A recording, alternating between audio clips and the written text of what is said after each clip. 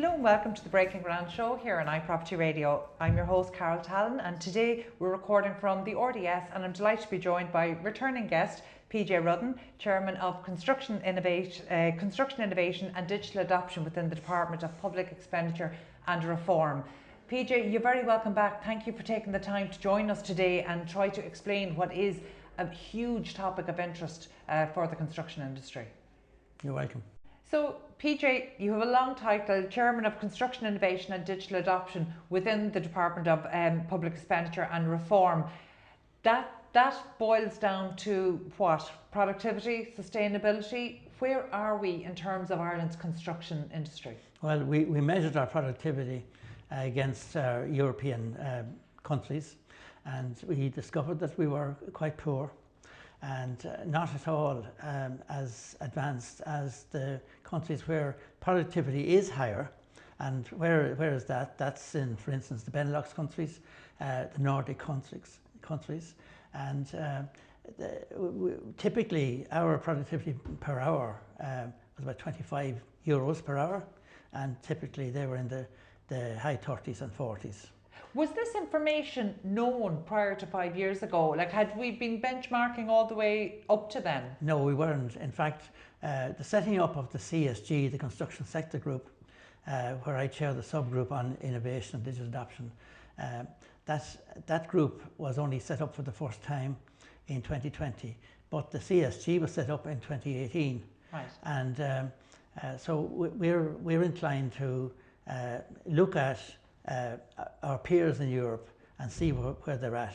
Now those countries in Scandinavia and in the Benelux countries, they have better productivity because they have digital technologies that we have not yet fully mastered. Was that the one differentiation? That was the main one. There were a number of differentiations. They don't do, we don't do offsite construction, which speed things. We need to speed things up. Yeah. And that's the characteristics that we have to build into the new construction approach. And we might just go through, because you and I have spoken about this previously, and the different aims and objectives that fall under the construction sector group. So let's start by just what we're going to touch on today. We'll touch on research, sustainability. You've touched on it there in terms of offsite and other modern methods of construction. Obviously, we want to talk about skills and the skills gap, because that's something that's quite newsworthy at the moment. But also, your work touches on digitising Ireland's planning system, which again has been stuck in quite has certainly been stuck over previous years. Although we hope that just the most recent news announcement from our housing minister and our planning minister that's going to become unstuck. And there's the Build Digital project. So let's start with the research arm. Research and construction, they haven't in the past been natural bedfellows. No, the construction industry has not been carrying out research on construction other than what's been happening in the third level sector. Right. Was the third level sector working closely with industry previously? Not previously. And that's where the problem lies and lay. Yeah.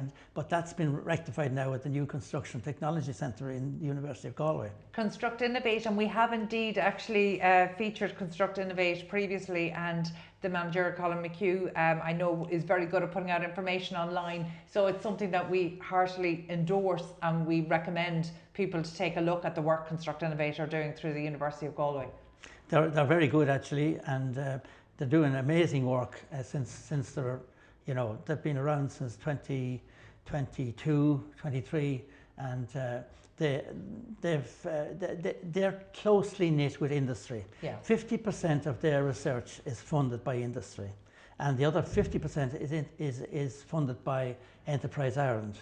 And is the outcome of that owned by the individual companies going through the process, or is it kind of open sourced for the benefit of industry? It's open source and it's shared, and it's a shared facility. But that's common to all of the stuff we do. Yeah. We do shared advances into the construction sector and produce the reports that are open source and which are making quite a difference in terms of productivity and sustainability across the industry. Is the industry engaging well with you? Because sometimes, and it's certainly something we've seen in recent years, and indeed our own company steps in the day job to try make sure that sometimes the government can be criticised for what it's not doing, but what also happens is that sometimes some of the good initiatives that are there, they just don't get filtered down to industry. So has industry been engaging well with this? Well, that's a very good question, and the answer is in 2018, when the first National Development Plan was published, simultaneously the government set up the construction sector group. And what's the construction sector group? It's 50% industry, 50% government, and they sit down every month and discuss their problems and iron them out and suggest and implement solutions. So, actually I wasn't aware that the split was 50-50, so that's exactly what we want. So is that resulting in, well, obviously we're hoping that government is listening to industry more, but are we starting to see that result in more industry informed policy? Well, government certainly is listening, because the government are there now at the table of the CSG, and industry are there at the table of government. I mean, you couldn't find a better model that works, and I can tell you, when the CSG is in the room, you get agreement. And I know of situations where the CSG was not in the room, and agreement was slow in coming. Yeah, you see, decision making, it's great to bring people together. This is some research that we've done in terms of brainstorming and collaboration, because sometimes I think the word collaboration is used and not fully understood. But actually, it's not just about bringing people together. There has to be, you mightn't achieve consensus, but you have to agree that a decision will be made, and sometimes that's what's lacking when we bring groups together. So I'm delighted to hear a different approach has been taken there. So we've touched on research, but in terms of sustainability and the circular economy, I know an interesting report launched recently. Last year on the circular economy, and the circular economy it does what it says in the tin. Waste, for instance, is a major problem. Waste, 50% of our waste comes from construction. So to reduce that amount of waste and to deal with it and to improve that situation, waste needs to move from what's called the linear economy into the circular economy. And in carrying out projects, we're all now obliged to design out waste in the methodology. Yeah. What does that look like in construction? In construction, I mean, if you take it at its simplest, if you're building a road or motorway or something like that, well, you knock the tops of the hills and you fill the valleys, but it's much more technical than that. But that's what it is in substance. So that you carry out the work in such a way that the amount of waste is as close to zero at the end. Is that done by careful management, or is it all really done at the planning stage? You have to plan out. Well, it's both. It's done. It has to be part of the planning process, and it has to be implemented by the construction people on site. And mind you, an awful lot of construction is now carried off-site. Yeah. And that's what gives rise to modern methods of construction, where people, and this should improve the employment prospects for both males and females, and greatly increase the gender balance. That we can carry out a lot of our construction within nice warm offices, well, within facilities. I was up in Monaghan over the last few days, and we've had an opportunity to visit some of the facilities, not just in the Cavan Monaghan area, but around the country, and indeed in Galway and Tipperary. Some super facilities there. But it's interesting that offsite and other modern methods of construction not just kind of helps tackle then in terms of reduced waste, because we know there's reduced waste by default. We know that it's more sustainable by default, but actually when you bring in gender equality, because that's something that the construction industry is still struggling with. And would it be fair to say that is an unacceptable problem in this day and age, when we know that there's a labour shortage, a skills shortage, and the range of skills that you need for a contemporary career in construction is not what it was 30 years ago? Correct. And what you say is true. in terms of the gender equality. It's improving, and it needs to improve more, but it needs to improve because we need more people, more skills, and that's what part of the KPMG report said. And so we're implementing tried and tested technologies here. And with regard to offsite construction, one of the challenges there is standards. Now, the same standards have to apply on site as well, but there are stricter rules of construction within the surrounds of the modern medical construction sites, the MMC as we call them, sites, and they're working really hard, and the productivity is greatly increased.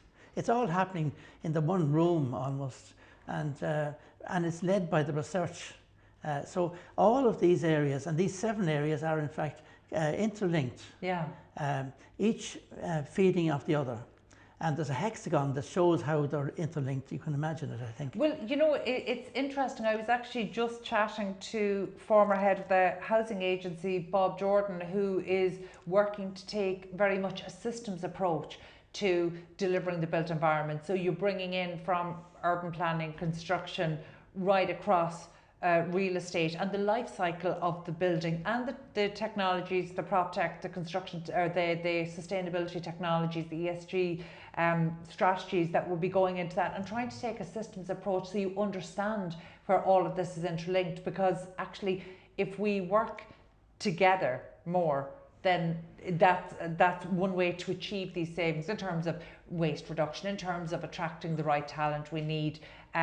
You talked about their gender equality, but there's probably an argument to say that we need diversity of all types across the industry. And that's not just because I spend my day job, or most of my day job, with engineers, but you can sometimes feel the lack of diverse thinking. So even in terms of neurodiversity and even different backgrounds, coming from different cultures, different countries, we're seeing this maybe particularly across the delivery of infrastructure, where Ireland hasn't a long history and a rich history in delivering large-scale infrastructure and mega projects. So how important is it that the construction industry in Ireland gets better at attracting new talent from across the world? Well, they did that very successfully 10 years ago in implementing the new motorway programme, which was really joined up thinking, and great credit to Transport Infrastructure Ireland, and indeed all the bodies, Ishcare and so on. And there's a major focus now on infrastructure, because we need to build houses, but we can't build houses without water supply, without electricity, without the transport systems, and the building of the new Metrolink. Everybody's looking forward to that as well. It's interesting. I chatted recently with Paul Sheridan, Director of Main Contracting within the CIF, and he is always very blunt when he says, if we don't have pipes in the ground, we can't have houses on top of them. And he's absolutely right. And I think that there's the general public now understands that as well, which we're hoping will ease the way to delivery of infrastructure, which does require a certain amount of pain or inconvenience to the general public. But by helping people see the larger picture, the common good that can be achieved, we're hoping that people will be a little more tolerant in the short term for the long-term gain for the nation. And that probably brings us, when we touch on the common good, that kind of brings us over to our planning system. And you mentioned there that part of the remit here is to digitise the planning system. It's practically done. It's practically done. In fact, it's taken a little bit longer than we anticipated, but it's practically there by the end of the year. Every local authority, and there are 31 of them. We started out with a system where every local authority had their own way of doing things. Now they're all on the same platform, the same portal. And this is e-planning. This is the e-planning project, and it's you can imagine, as projects get really large, and as you say, mega, the prospect or the possibility of having to deliver 4 hard copies of paper to the planning office was totally ludicrous. There was vans. I remember one planning trucks. office telling us that they used to hire vans, and they could be hiring 3 and 4 vans at a time. Yeah, to and make that would be these the smaller. drop-offs. That might be the smaller counties, but I mean the large cities. Yeah. I mean it was becoming impossible, and we're glad to see that that's rectified now, thanks to the local government management agency. Very good. And in terms of some changes to the planning system, only in the last few days we've had an announcement from our housing minister and our planning minister just in terms of extensions to certain planning that are nearing completion or are within the rounds of being able to be completed, but also an interesting and sought but not expected was around the pausing of planning applications at that time frame for judicial reviews. So what we're starting to see only in recent weeks, so well past the first 100 days of government, is that we're starting to see a crisis response to what we know is a crisis. So how much more of that do we need? We need lots more of that, and much more joined up thinking. And as you say, the planning system is becoming much fairer, as well as creating the connections that we need to expedite. The planning system is quite tortuous, and it goes on for years, and particularly if judicial review is called into question. I mean, it's causing a major bottleneck on major projects, and I needn't tell you which ones they are. They're well in the news. But the government now has a brand new body set up on infrastructure, where the relevant experts are getting together and dealing with the major projects one by one. That's the new infrastructure delivery task force. Correct, and it's full of the people who are closest to those projects and who are in a better position to implement them. This all feeds into, so it sounds like we're covering a lot of ground in terms of different topics, but actually it really just feeds into this improved project delivery. So are we starting to make our way through that? And I'm asking with a direct purpose in mind. I had the opportunity to attend the Build Digital event recently in Grangegorman, an excellent event introducing explaining more about the ICMS system.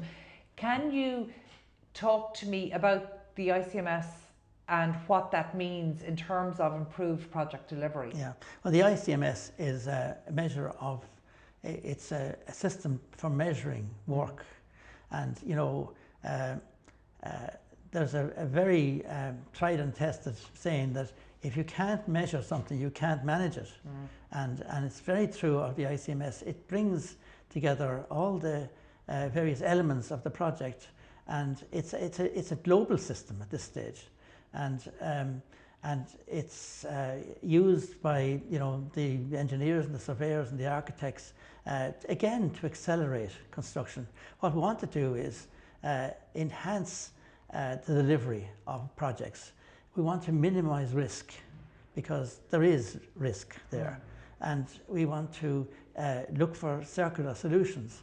We want to make sure that these future projects tick all these boxes that we've been working on for a number of years.